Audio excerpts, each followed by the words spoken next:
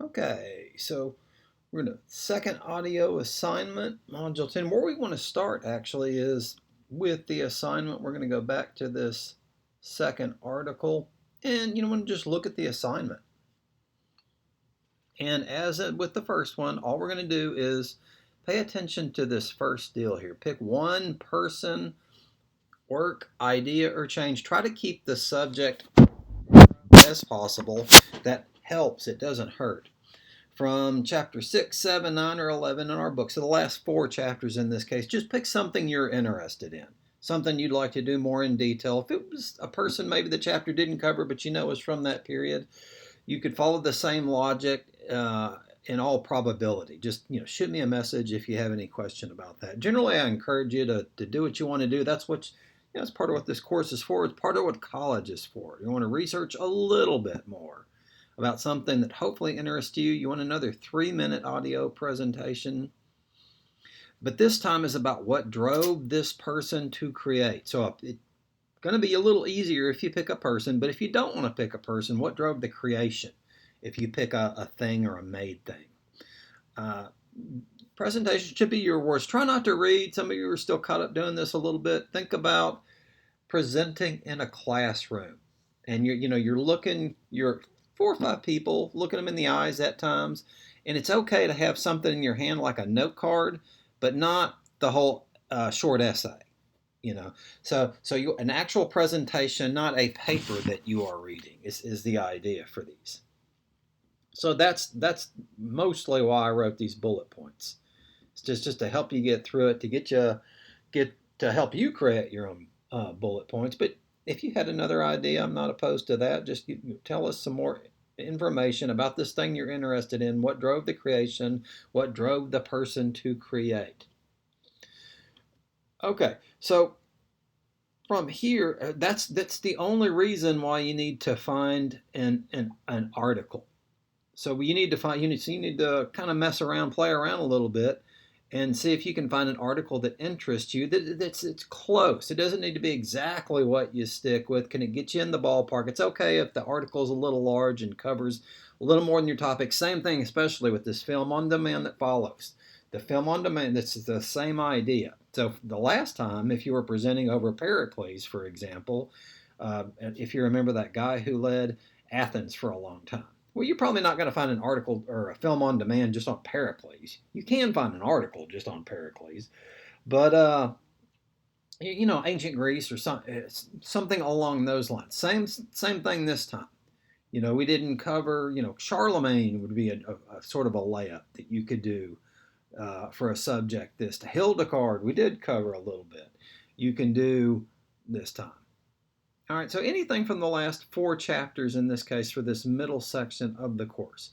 So all you need to do is you're going to go to library databases. If you're having any trouble with this, try to make sure you're on a laptop and you go to grayson.edu, click My Viking, and sign in all over again. For some reason, stored cookies do strange things. I'm not going to cover all the databases here. The one that's probably most relevant for our purposes is Academic Search Complete. There is another one here that there are a few more here that can help you out, but this is the easiest one, and we're going to go back to that one in just a second. If you're in some more advanced, you notice that's how you get films on demand too. But this JSTOR or journal storage we have from we've had a long time now at the college, usually for a little bit more advanced purposes than ours, but you can find some articles there as well. And so what you want to do is you want to upload the whole article. So I'm going to click and make sure that I'm just seeing the full text.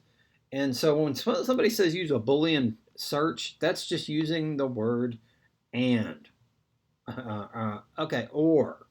Think conjunctions here. So if I said, and we can even make it easier than this. If I say, so look at that. It even helps. I'm just going to type. I'm not even going to get to the Boolean part of it. Hildegard of Bingen.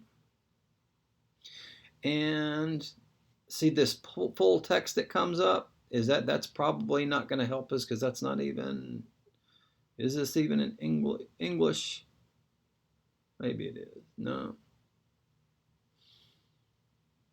Yeah, so we want to find an English one. That's odd. That usually doesn't come up a whole lot. Okay, so something, I don't know exactly what this is. So this is a pretty narrow topic. It seems Hildegard and the body.